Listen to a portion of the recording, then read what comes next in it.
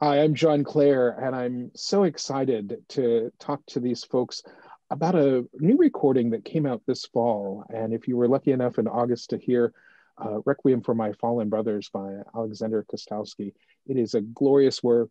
It presages the sort of the internet age that we have where everyone is connected and this First World War and bringing together the Allies and culture. Before we start talking about the recording, I would love for you all to introduce yourselves and tell us where you're recording from today. I'm Leonard Slatkin. It was my pleasure to conduct everybody in this performance and recording.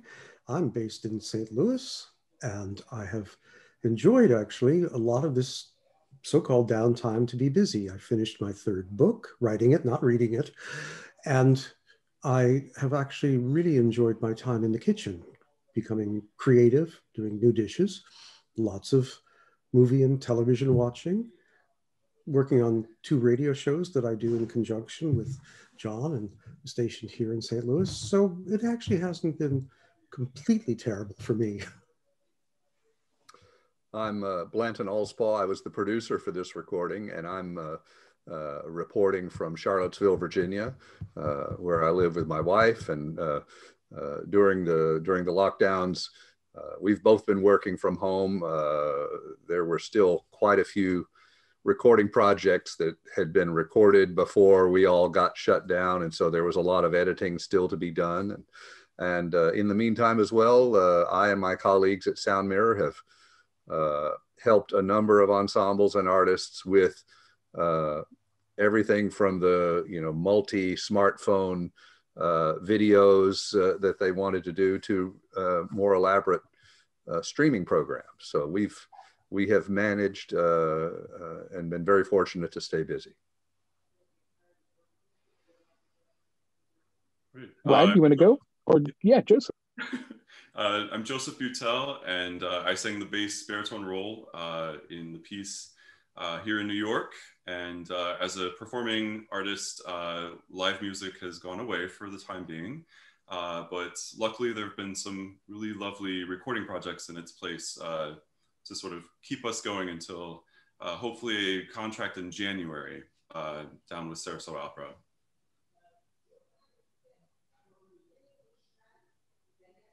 What? I'm Vladimir Morrison, and I am the president of Musica Rusica, which is a music publisher that produced and prepared all the performing materials for this project. I also had a hand in obtaining the original score that the edition we used was based on. I'm speaking to you from Encinitas, California, which is a northern suburb of San Diego. And my wife and I, a few years ago, brought our music publishing business, Musica Rusica, in-house, so to speak, literally.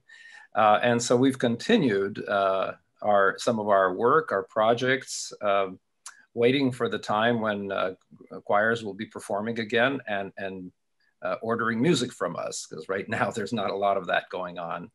But I'm working on an anthology of Orthodox Easter music, choral music for church choirs, and also continuing our work on the Orthodox Sacred Music Reference Library, which is an online resource featuring the music of Kastalsky and other composers that folks may not have heard of, but this makes it available to them, the original first editions in online format.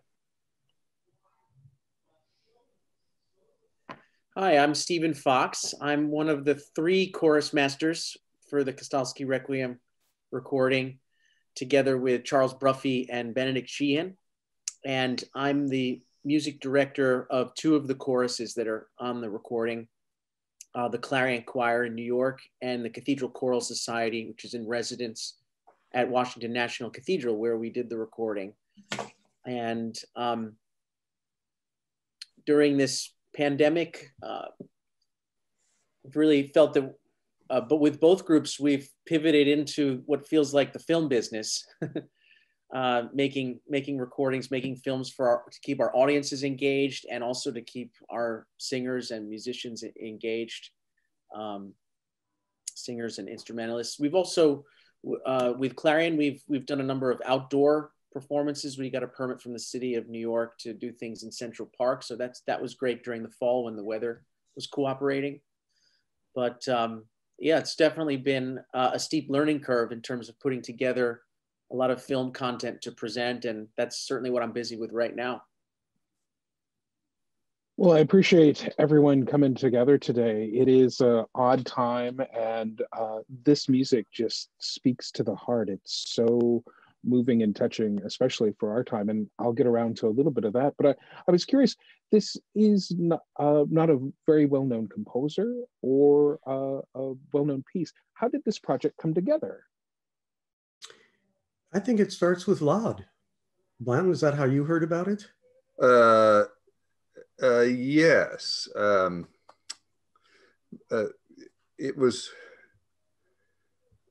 It was between Stephen and Benedict, and well, I think probably Vlad was in on the early stages of when I first heard about it, because Vlad had talked to Stephen. I think he'd also talked to Benedict, and both of those fellows ended up talking to me as well, and we started percolating this idea of a performance and a recording of this music. And as Vlad can probably describe better than I can, there's an a cappella version of the piece, there's a version with organ, and there's this version with orchestra. And so we began by sort of trying to explore which version we should try to tackle. And it became clear fairly quickly that the way to really address it and to do the best by it was to take on the orchestral version, which was a lot to bite off, but that was the impetus for inviting partners like Leonard and Naxos and all of the people who ended up helping make it happen. Yeah, Vlad, I'd heard of Rachmaninoff, I'd heard of Tchaikovsky and Grechnikov. I didn't know about Alexander at all. How did you discover his music? Well, I'd like to put this in a little bit of historical context for your listeners. Most classical music lovers are aware of the Renaissance as a musical period, when you had great composers, Palestrina, Victoria, William Byrd, writing masses, requiems, choral motets. Well, Russia had her choral renaissance in the late 19th and early 20th century, when, again, hundreds of works were written by dozens of composers, composers like some of the ones you mentioned, Chesnikov, Grichaninov, Ippolitov Ivanov, Nikolsky, but the acknowledged leader of that group, that movement, was Alexander Kastalsky. And composers looked to his music. He wrote mainly small choral miniatures, works for the Russian Orthodox Church, liturgical works, but composers looked to him as a mentor.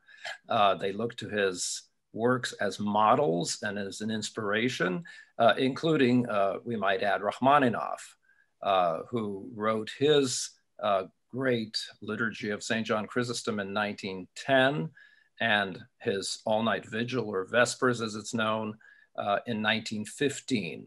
And he literally sent drafts of his music to Kastalsky saying, well, Alexander Dmitrievich, what do you think? How do you like this? And Kastalsky guided him and directed him. So that's who Alexander Kastalsky is. As far as this work, in 1979, I was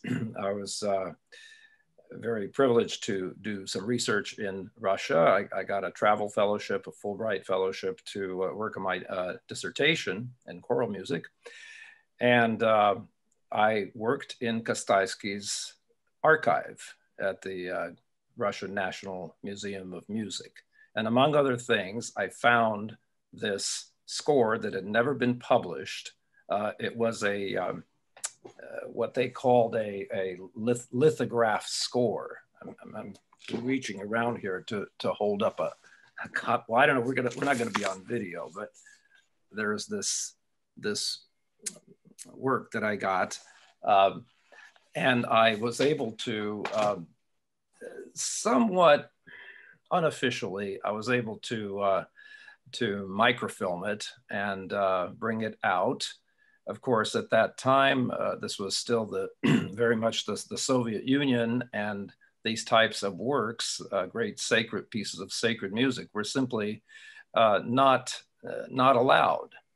There was a performance of this during the Soviet period, but they wrote new lyrics and changed the words from the words of the Requiem to something about our glorious communist motherland.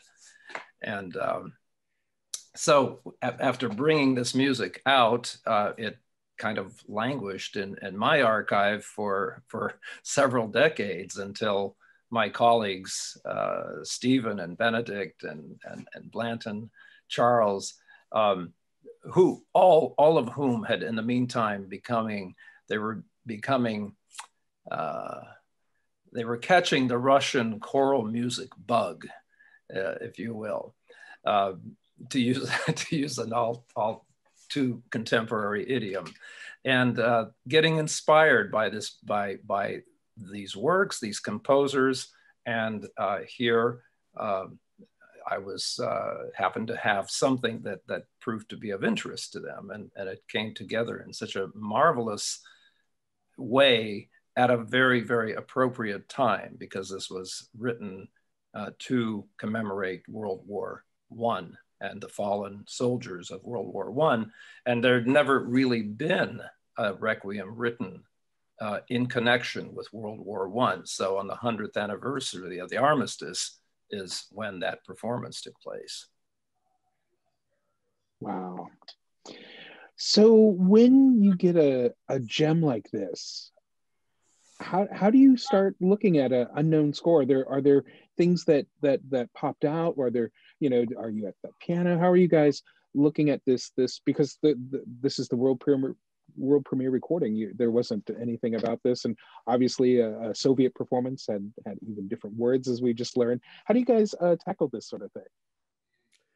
Well, for me, I fortunately had the pleasure of growing up in a household that was conversant with the Russian music. My grandparents and relatives were all very involved in Russia just before the turn of the 20th century and into the 20th century. My grandfather's cousin, Modest Altshuler, was a distinguished conductor, both in the Soviet Union or pre-Soviet Union, and then when he came to the States. So the actual music itself wasn't so complex for me to learn. I remember when the score arrived, the first thing I did was discover that Mr. Kastalsky wasn't the best orchestrator in the world. He needed a little bit of help. Sometimes he would have notes that were out of the range of the instruments. He might have had a thick texture going on, not allowing certain melodic lines to come out, or more importantly, articulations in the woodwinds, things that should have been slurred, same thing, so forth and so on. So I found it not so complex because it reminded me of so many different things. It's a unique work because of its structure and what it tries to convey. But musically, he's going through things that have already happened before. I don't know in the choral writing, Stephen, maybe the vocal parts are a little different, but I'm not sure. Yeah, I find that the choral parts were very, very natural. It's clear that he was someone who was just very well versed in choral techniques and choral writing, like Vlad mentioned. I think that's why Rachmaninoff sent him drafts of his choral scores to look at. And just to add to what Leonard was saying, in terms of learning the music, we actually started, the Clarion Choir had actually looked at the a cappella version and performed it and recorded that as well, which is similar in a lot of ways, but very different. But that was sort of an entryway for us to get to know at least Kastalsky's language and the themes that run through this piece, because he uses many of the same themes. Of course, the a cappella version is much more of a liturgical work, and and all in one language, whereas this was an added level of complexity, that the larger orchestral version not only had large instrumentation, but also was in many different languages to represent the different nations. And I think that's something that was very appealing about all of us to about this particular version, and why we really decided to go for this big one in this project. Yeah, from a soloistic standpoint too, to add to what Stephen was saying about the vocal writing, I think the vocal writing all around is just so beautifully set in a way that's very natural for the voice. And from the standpoint of all the languages that were used, my role included, it was Russian, it was English, it was Italian, Latin. So there's a different character to each one of those languages. And then the texts on top of that are all coming from different aspects of liturgy or poetry. So really diving deeply into that poetry is very important, I think, as well. We also have references to folk music and quotations from different melodies coming from the different countries. So it's rather unusual. It's I can't say that I've ever seen a work that's like this at all. Yeah. Were there any parts that were shocking, whether it went really well or like, oh gosh, and Leonard, you already mentioned, sometimes the instrumental lines, and obviously there's so much preparation before you guys got together in DC, I know, and Vlad, I know you were probably key in, getting the source materials there and whatnot. But were there anyone have any aha moments or any time that like, oh man. Yeah. There are a couple. I mean, you go to the first page and already you have the symbolic chord that appears in Boris Godunov. It's just right there. It's cribbed. There's no question that he's referencing it. Right. And of course, the big surprise for Americans is the movement dedicated to the United States entry into the war, where you have, why did my mind just go blank? What is it? Rock of Ages. Rock of Ages. But also the Chopin Funeral March, yes. The second sonata. I was unaware that this was a piece that one played in, I guess, a band arrangement or something at funerals. I didn't know that happened in this country. Maybe it still does. Yeah, it was a real look into, I mean, here we are inside the United States, but it was a look into American funeral practices, if you will, at the turn of the century. And we didn't know that that's what they did, or that was one of the prevalent things that would be done. So it was really fascinating. Wasn't Vlad, you'll not remember this. Wasn't it because Kastalsky had a visitor from the States where he learned this? I can't remember. Well, in shortly, in Russia in 1917, there were two revolutions. The one in October, which actually was in November, way at the end of the year. But earlier then, in February, there was when Tsar Nicholas abdicated and Russia tried to establish a kind of democracy, which was rather short-lived. Well, at that time, when that revolution happened, the U.S. State Department sent it was called the American Expeditionary Mission, consisting of Elihu Root, who was a diplomat, and accompanying people to Russia to kind of help them with transitioning and government and so on and so forth. And it was meeting somehow with those people. I think there was an American church functioning in Moscow, some kind of perhaps in connection with the embassy. And there was a chaplain there. And so Kastalsky was able to talk to these folks, and at least what they told him about American funeral practices is what he incorporated into his Requiem. Yeah, I remember Vlad telling me about this movement before we actually saw it, because this was one of the movements that was not included in that handwritten score that Vlad showed us earlier on the call. We had to get special permission to add this, the American movement, and one of the other movements. India and China. Yeah, three other movements. Right. And they were housed, if I'm not mistaken, at the Glinka Archive in Moscow. So that was an adventure as well, to get the permission from them to perform and record those works, which is never simple. But that was, a revelatory moment. I remember in Washington when finally that movement arrived, and Vlad put it into our score. And so I had heard the story about how this great American hymn, Rock of Ages, would be juxtaposed over the Chopin Funeral March. And in my mind, I was having trouble imagining how that was going to work. But we ran it, we got the score, and I think a day later we had rehearsal in Washington. I looked at it briefly, but when we ran it in rehearsal, I realized this actually works. I can't believe this actually works. So that was a wonderful moment. Yeah, it has this kind of slightly tacky way of orchestrating with the organ and the piano. It sounds like you're at some sort of church service down in the South. It's really quite amazing what he tried to do there. Yeah.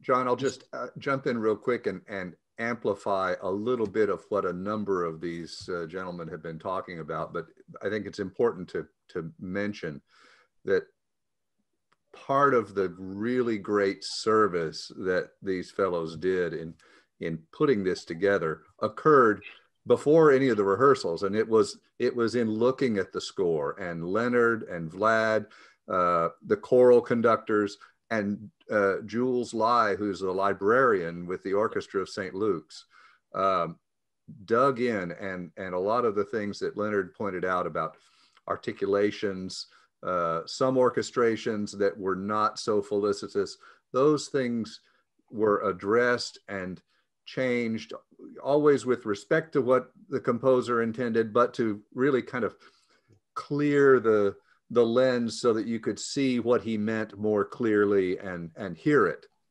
And that work is permanent now. There are now materials where other people can perform this piece, and I think it's a great value and a great service that these fellows did to help bring it to that point. I think what you guys have brought about, because the idea of international music, obviously Bach wrote French suites and French overtures and English suites, and Telemann, would do different things with nationalities. That before the internet and before mass communication, that this really sort of I think it's so poetic to take the Allies, and he added these movements, because there's this choral version and these other things. I think it's really sweet, and this Chopin and the Rock of Ages is a mashup before mashups, sort of happened, and so it's a forward-looking work, even if there's a little rough around the edges. But I think it's such a lovely idea. It's a little sad that I guess it's just circumstance that because of the revolution and different things that it sort of got sidelined.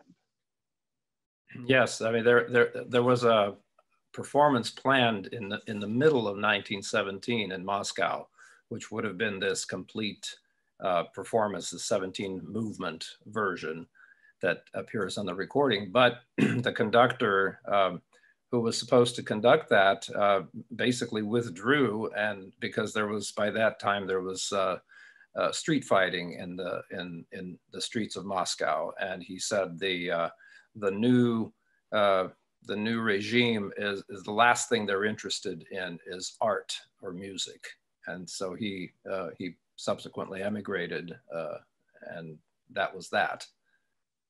Wasn't there an earlier recording of a different version with orchestra? Yeah, there was a recording of that Soviet era version that Evgeny Svetlanov conducted. That's it.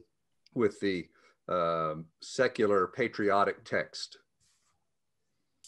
Yes, and I think that recording, we passed it around amongst the group. And I think that recording, even though the text was different, helped us also get a sense of the scale of the piece and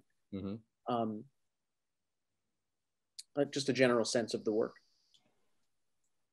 Well, it's up for 2 Grammy Awards, and I know that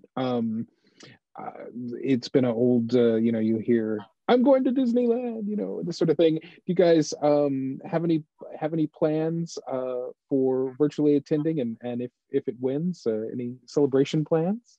I think if it doesn't win, I'm going to say that the vote was rigged, and we're going to look for a rematch.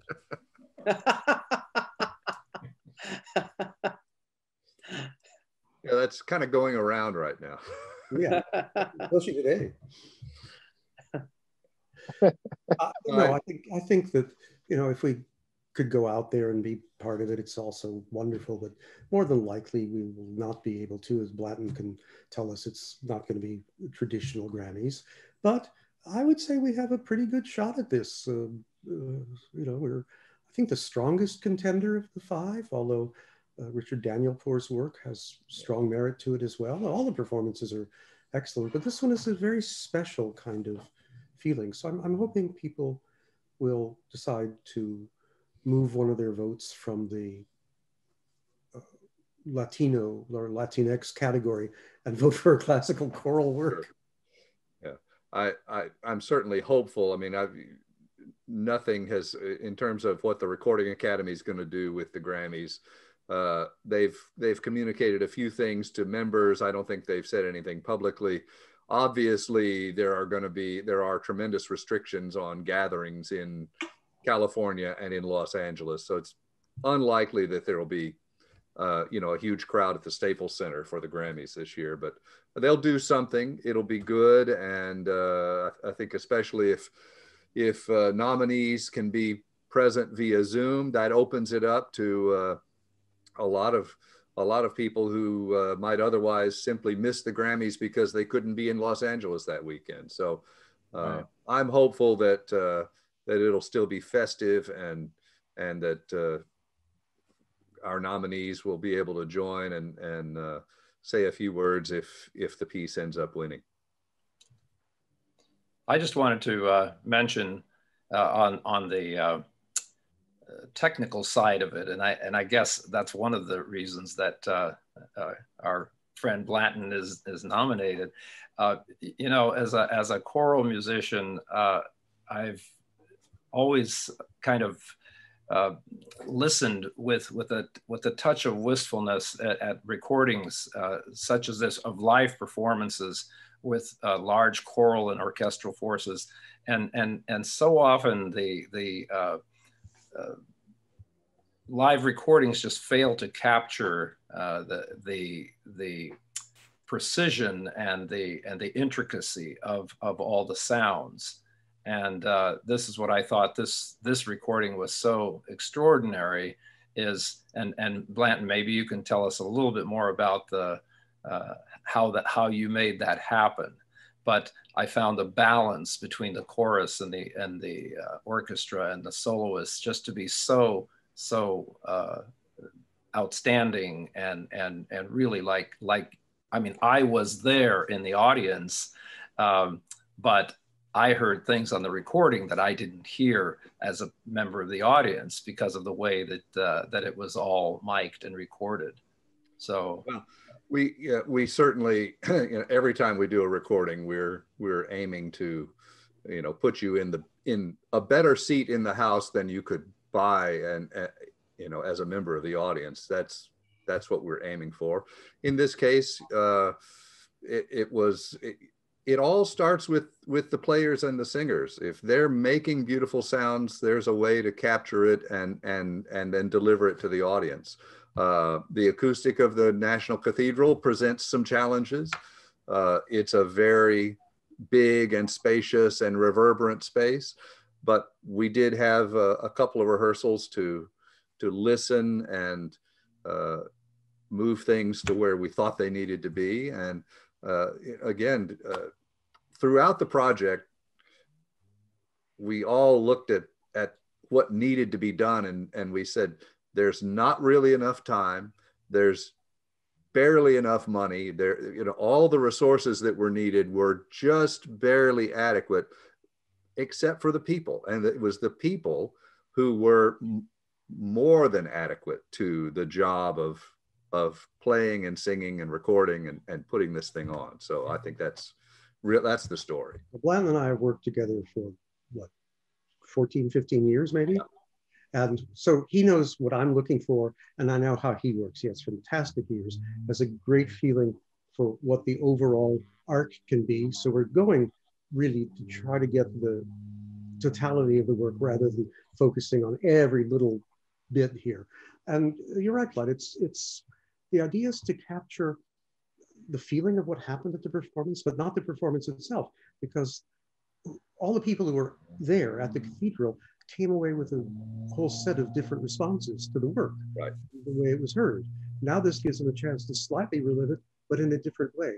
And for people coming to the work only by disc, they get what I think is a very accurate reflection of what the music says and how we played it. Same for our soloist, Joseph. That's not the easiest part in the world, but you were fabulous. Thank you. Yeah. It's definitely a thing that, you know, you look at a piece like this and usually you're only singing in one language in a piece that you're doing at a time. And you want to bring the right character to each of the languages that I was saying earlier, but, you know, it's so, my role I felt was so specific to the soldiers. I felt like my text was specific to mourning the soldiers and each other, almost as I was one of the brothers who was conveying with them.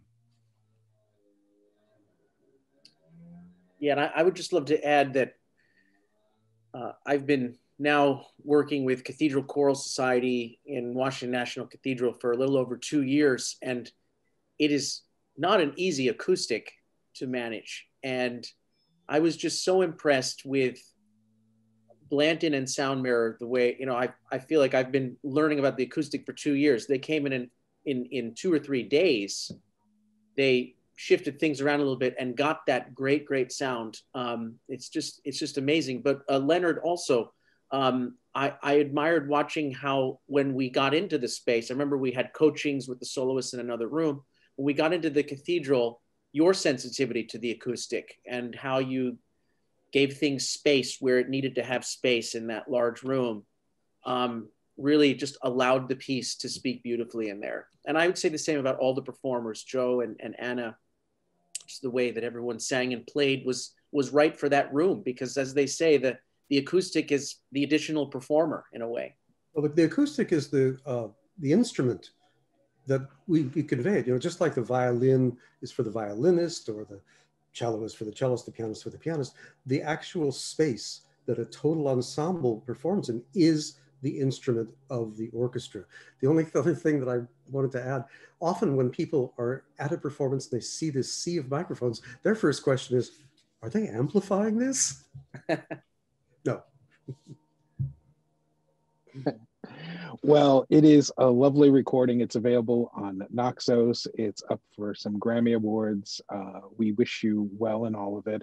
I would end today talking a little bit about the time that we're in and the time that this piece was written.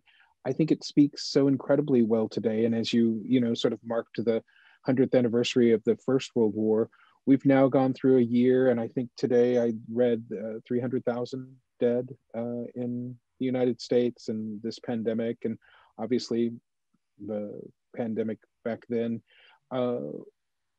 Does this music speak to you, and does that, as he sort of conveys this wonderful international flair and flavor, all these different languages, as you mentioned, does it speak to you, and is this a piece that we need today?